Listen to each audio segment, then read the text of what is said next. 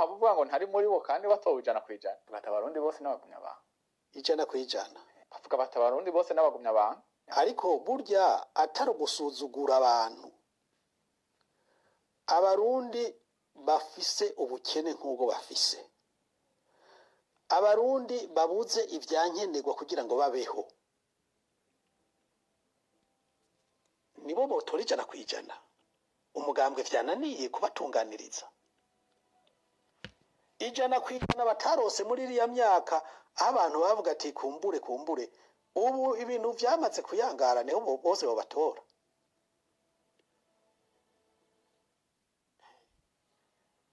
ukuri kuragoye ariko nta kundi umuvukanyi wanyu agatogwasi ndiye namubwiye inshuro zibiri nimba ivyo twagwaniye ari byo wagwaniye nimba ivyo twagwaniye muri CNDD-FDD ari byo nawe wagwanira nuze mu mugambo CNDD-FDD canke ubu mugenzi w'umugambwe muramubaza naye mubwiye turi mu Kigobe n'umukuru w'inama nkenguza amateka n'abakiri cegera c'umukuru w'inama nshinga amateka nasuye kumubwira turi muri Nigeria i Abuja ndamubwira nti uracibuka ivyo nakubwiye nti nimba ivyo CNDD-FDD twagwaniye ari byo nawe wagwaniye ni winjira mu mugambwe canke ube umugenzi w'umugambwe tekana umunezero ntangere byo gusubira kubana namwe banywanyi mukurikira ibiganiro hamwe n'amakuru dushikiriza misi yose kuri iyi mbonesha kure ya Hejo TV utari wafyonda kuri subscribe uri kuracikwa na byinshi tugenda dushikiriza numwanya rero w'amakuru agezweho tugiye kugaruka mu biriko biravugwa cyane mu gisata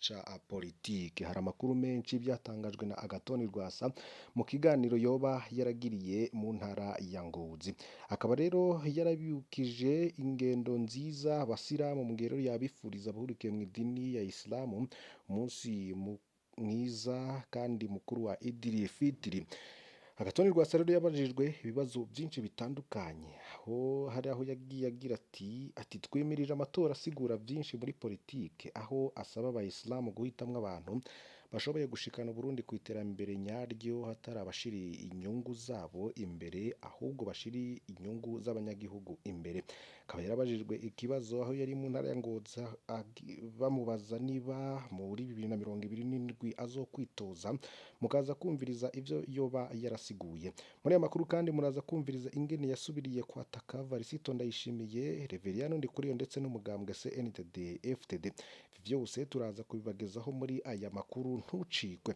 twatanguye tubasaba kugira mufyonde kuri subscribe canke sabone mufyonda ko muzoca muronka ibiganiro byacu muri mu ubambere reka dutangure aya makuru ku buryo bw'idonido uyumvirize neza Agathon Rwasa ati leta Ndayishimiye yakoze amakosa akomeye kwigarira ko nk'imene uyu mutegetsi akaba yarayavuze ko leta ya CNDD-FDD yakoze amakosa akomeye cyane kubona yugara imipaka yose ata plan B bigeze bategura aha ni mu gihe Ndikuriyo Reveri yavuga ko Rwanda nirutatanga bashatse gutembagaza ubutegetsi muri 2015 batazopfa buguruye imipaka President Ndayishimiye Varisito nawe ngati umwanzi wa mbere Burundi bufise no Rwanda kandi turiteguye guhangana nawe tuributse ko President Paul Kagame w'igihugu cy'u Rwanda we wavuga ko abarundi n'abanyarwanda ari amasa akavuga ko Burundi n'u Rwanda amateka y'ico bapfana kitazopfa gihindutse nubwo haza politike ishaka kubatandukanya ariko ntawuhindura amateka Agathon Rwasa rero ivyo yaraye atangaje kuri CNDD-FDD birasa n'ivyo President w'u Rwanda yaraherutse kuvuga aho twovuga ko Rwasa yaje yunganira President w'u Rwanda hagira ati kuki iyo mipaka leta ya CNDD-FDD yugaye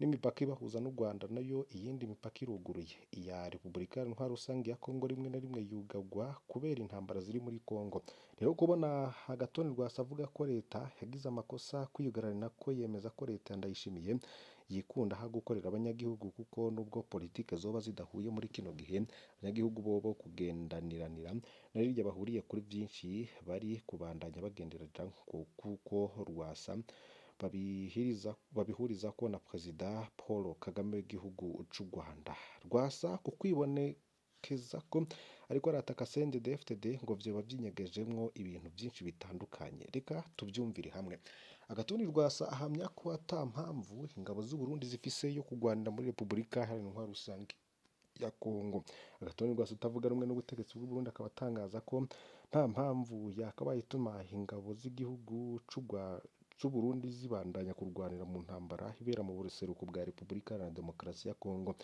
Mu kiganiro rero yanagiranye n'ishene yitwa Agasaro Kaburaga Rwasa wahoze ari umuyobozi w'umugambwe CNL, akaba ari umugambwe rero utavuga rumwe n'ubutegetsi kandi unakundwa na benshi, yagaragaje ko kurungika abasirikare muri Repubulika Rusange ya Kongo biri mu nyungu za CNDD-FDD n'abayobozi bayo gusa. Akaba yaragize ati nje ndiyumvira ko kwinjira ku Burundi mu ntambara ya Kongo biri mu nyungu z'umugambwe uri ku butegetsi CNDD-FDD n'abategetsi, ntabwo rero biri mu nyungu z'abarundi. Umunyapolitiki rero akaba asobanura ko niba koko ingabo z'u Burundi zaragiye gutabara Repubulika Iharanira Demokarasi ya Kongo, zari zikwiye kugenda zambaye impuzu z'abasirikare b'u Burundi aho kwambara iz'abanyekongo nk'aho ibikorwa zarimwo binyuranije n'amategeko. Ati mu by'ukuri uraba atanyungu n'imwe Burundi bufitemwo, kuko nta catumye intambara irushaho gukomera kugera naho yegera imipaka y'u Burundi ivuye ruguru muri Kivu y'Uburaruko kure cyane y'u Burundi. Leta y'u Burundi ikaba isobanura ko yarungitse ingabo kugira ngo zirwanye imitwe yitwaje ibigwanisho irwanya u Burundi kandi ikorera mu ntara ya Kivu y'Ubumanuko nka Red Tabara, FURIB hamwe na FNL. Agatonyi Rwasare akavuga ko ivyo ari urwitwazo kuko iyo ingabo z'u Burundi ziba zararungitswe kurwanya imitwe koko atacari kuyibuza no kuja atacari kubemerera kuja mu buraruko bwa Repubulika Iharanira Intwaro Rusange ya Kongo. Ahubwo rero ngo vyoba bifite inyungu aba CNDD-FDD bariko barakuramwo muri iyo ntambara ibandanya kwangiza ibintu byinshi muri Repubulika Iharanira Intwaro Rusange ya Kongo. Yandi makuru rero ariko hatangazwa ku munsi w'ejo twabashikirije inkuru y'umunyakenyakazi yoba yarakorewe ivyamfurambere, katubabandanirize aho ubu vyoba bigeze. Twarababwiyemwo uwitwa Eric Nsengimana avugwa muri ayo matati be n'umunyakenya Violet Mareba. Hari inkuru rero twabahaye ejo itabariza umukenyezi ava muri Kenya yitwa Violet Mareba. Eric Nsengimana akaba yarashikirije nawe ico ayivuze ko mu buryo rero avuga, akaba yemera bimwe mu bivugwa muri iyo nkuru, ibindi akabihakana. Eric Nsengimana akaba hari ivyo yemera n'ivyo atemera. Ivyo yemera icambere nuko Eric Nsengimana yemera ko ari we yagiye kwishinga Violet Mareba muri parike kugira arikugwe muri Kigarama 2025, akavuga ko yabikoze hatabara nk'uharanira agateka kazina muntu. Ca kabiri, Eric Nsengimana aremera ko be na Violet Mareba bari bakorana kuva muri Nzero 2026. Ntabwo avuga ko bari basangiye sosiyete YSP Burundi. Eric Nsengimana akavuga ko ari sosiyete yiwe bwite, sosiyete unipersonnelle, ahubwo ko yafashije Violet Mareba kuronka aho abandaniriza imirimo. Ikindi ca gatatu Eric Nsengimana yemera avuga ko yasanze Violet Mareba afise abakobwa 26 ari kurungika hanze, ariko akemera ko we ubwiwe ari we yaciye abaronderera uko bazogenda, ariko ngo Violet Mareba yaragarutse vuba kubamwaka abashira iyindi sosiyete itwarwa n'uwitwa Colonel Domicier, n'abandi bamuzi rero bakavuga ko ari Domicier Habarugira. Eric Nsengimana aremera ko Violet Mareba amaze kuja muri Kenya haciye hafatwa musaza we ataca hana kimwe yari afise. Abajijwe ingene rero uharanira agateka kazina muntu ashigikiye ifungwa ry'umuntu ataca azira, akaba yishuye ko ivyo vyobazwa parike. Eric Nsengimana aremera ko inzu sosiyete YSP Burundi ikoreramwo isanzwe ikoreshwa na Violet Mareba kandi irimwo abakobwa 26 Violet yariko arategura kurungika hanze. Akavuga ko rero igihe aza gutabara Violet yari afise ikibazo n'intwaro kubera ta sosiyete yari agifise akoreramwo aho avaniye na Sheikh Hussein. Eric rero akaba avuga ko bino vyose hari ivyiwe sosiyete YSP Burundi aho ikorera mu Cibitoke ngo ibihari ivyose. Eric Nsengimana rero wewe hari ivyo atemera muri iyo nkuru twashikirije. Eric Nsengimana akahakana ko atari we yafungishije Violet Mareba. Yavuze ko afungiwe ibintu bibiri: kuba hariho abarundi yarungitse muri Qatar ariko kugeza ubu atararihira amafaranga ya idebe, no kuba yarivye ubwenegihugu bw'u Burundi mu kuba akoresha passport y'u Burundi. Ariko kandi Eric Nsengimana aremeza ko ari we yakoze amatoza ajanye na passport Violet Mareba yakoresha mu gusohoka u Burundi. Eric Nsengimana agahakana ko asangiye sosiyete na Violet Mareba, we akavuga ko ari sosiyete yiwe bwite kandi ko ifise konti yayo mugabo isinywa ko na Eric nyene, ariko kandi Eric we nyene aremeza ko Violet ageze muri Kenya yamuhamagaye akamutuka ko yamwivye sosiyete. Ca gatatu ni uko Nsengimana arahakana ko hari amafaranga yoba afitiye Violet Mareba, akavuga ko ata mafaranga bigeze binjiza kuva batanguye gukorana, ariko kandi Eric arasubira akavuga ko hazokwitwarira Violet ko hariho amafaranga yinjiye ashika miliyoni 57 ngo Violet aca arayatwara. Mwumva ngo nta bakiriya bigeze baronka ahandi, ngo Violet niwe afise ivyo ategerezwa kwishura. Biragoye gutahura imigenderanire y'aba bantu. Wumvirije Eric wumva uwo Violet Mareba ari umuntu atana kimwe amaze, ari uko mubajije impamvu yemeye gukorana n'umuntu ataca amaze, nta nyishu wumva kiretse ko Eric yoba nka wa Musamariya w'ikigongwe. Mu rwizatunga sana amafaranga yiwe ngaje gusangira amasosiyete n'abakozi b'iperereza, yoshaka akavyitondera birangira nabi cane. Udafunzwe uricwa nk'uko Perezida Nkurunziza yagiye abivuze. Inkoko mu guhona zicudika n'ibisiga. Nyamara urwo rudandaza rwazanye Violet Mareba si rwo rworoshe. Humviriza uko barwanira abo bakobwa bagurisha muri Arabia Saudite, yoberwa ko bariko bavuga abantu canke kuzoba ari intungwa bariko barwanira. Hari ayandi makuru rero tugiye guhere hirya nino, tubabwire abantu banyurujwe bazira rabe muri 2025. Haribazwa rero aho bashanywe n'indwi rero Pacifique inahazwe muri Focode yahariye kwibuka abanyurujwe n'iperereza ry'u Burundi bakabugwa irengero ryabo muri 2025.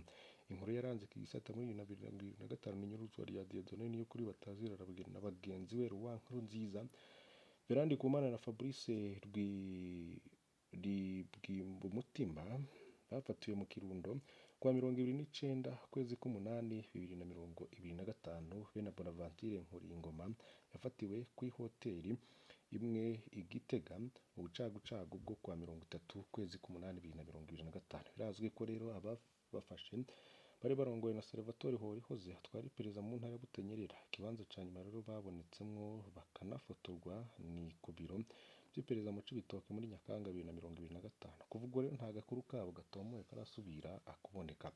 Muri ino nkuru rero tukaba tugiye kugaruka ku bavuzwe ko banyurujwe bazira rabe. Kugeza ubu nta gitigiri kizwi ico banyurujwe, bose bagirizwa ko bakorana canke bavuganye na Dieudonné niyo kuri batazira rabe.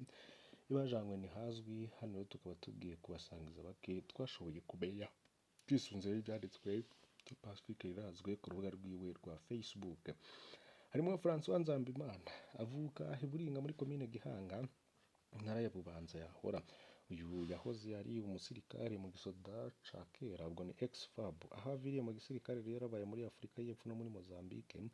Shavuga ko ariho yamenyaniye na rabe mbere yo kugaruka mu Burundi. François Nzambimana akaba yaranyurujwe kuwa 22 ukwezi k'umunani indwi imbere ya rabe na bagenzi we. Amasoko yacu akavuga ko François Nzambimana yoba yari yatumwe gutegura aho rabe na bagenzi be bazoshikira i Bujumbura. Abiwe rero ntibazi irengero rya François Nzambimana, ariko nk'uko vyagenze no ku bandi barahumurijwe ko uwabo ariho, ko batobandanya kumurondeza baciye ku rubuga rwa Pacifique nazwi. Baza ko ari inzira iperereza ryafashe kugira ngo kino kibazo ntikigume kivugwa. Harimo kari Leopold Nduwimana, benshi bamwita Paul Jean Paul canke Prosper, akaba avuka muri komine Mutumba mu ntara ya Bujumbura. Uyu rero arazwi ko yegereye umugambwe CNL kuva muri 2015. Yagiye yaragirizwa ko ari mu mihari y'abarwanyi, yaranabifungiwe. Mu nyuma rero arekurwa, asanzwe aba mu gihugu ca Kenya aho ari umudandaza. Leopold Nduwimana akaba yarafatiwe i Bujumbura kwa 27 kwezi k'umunani 2025, umunsi umwe imbere ya rabe na bagenzi we. Amasoko yacu akemeza ko Leopold Nduwimana ashobora kuba yaravugana n'abatari bake mu bavuga ko bafise imihari y'abarwanyi, habiwe bibaza ko yahemukiwe n'umukenyezi we batumvikana. Amasoko yacu akemeza ko yahemukiwe nabo bitwa ko basangiye urugamba, kandi ko yari acunzwe kubera akiva muri Kenya. Amasoko yacu akemeza ko yafashwe na Colonel Alex Ndayikengurukira atazira Nkoroka. Leopold Nduwimana ntarigera asubira kuboneka co kimwe n'abandi. Abiwe rero barahenzwe igihe kitari gito co buhumura ngo uwabo bimirije kumubona. hari kandi Pascal Nshimirimana batazira Cardo. Pascal Nshimirimana batazira Cardo akaba avuga ku mutumba wa Ndava komine Ryansoro yahora intara ya Gitega yahora. Pascal yari mu gisirikare c'u Burundi gushika muri 2016 aho yaca afatwa yagirizwa ko ari mu bashaka guhungabanya umutekano w'igihugu muri dosiye izwi cyane nka dosiye Nyongera.